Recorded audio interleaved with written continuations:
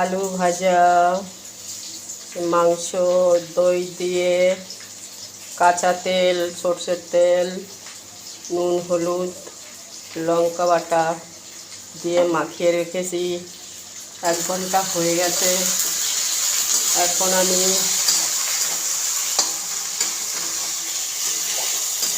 তেল দিয়েছি, তারপরে তেল গরম হলে তেজপাতা দিয়েছি, শুকনো লঙ্কা দিয়েছি তেলে। এক হাতে হয় না ভিডিও করা, তার জন্য দিয়ে দিয়েছি। লঙ্কা লাল হয়ে গেলে জিরে ফোড়ন দিয়েছি, তারপরে পেঁয়াজ দিয়েছি। পেঁয়াজ লাল লাল হলে রসুন আর আদা বাটা দিয়েছি। ভাজা ভাজা হয়ে গেলে টমেটো দিয়েছি, নুন হলুদ দিয়েছি।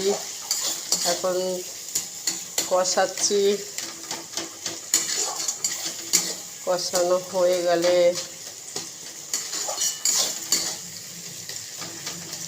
তারপরে মাংসটা মাখিয়ে রেখেছি ওইটা দেব কড়াতে।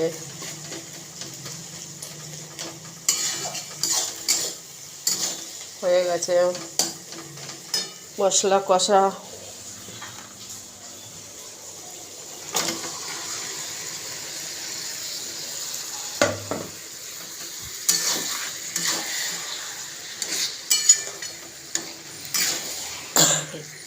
কষাচ্ছি এখন মাংসটা।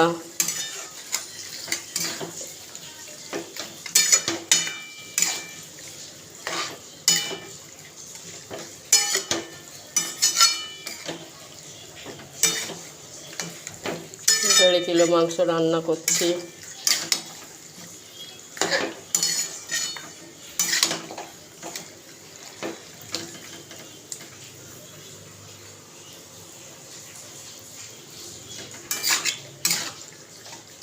সবাই কীরকম করে জানি না, আমি যেরকম রান্না করি আমি ওইরকমই রান্না করছি। আপনাদের ভালো লাগবে কি না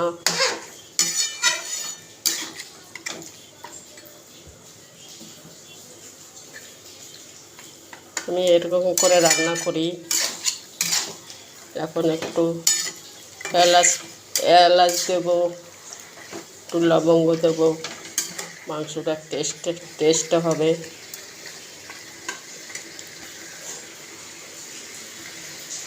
পরে করবো আর ভিডিও।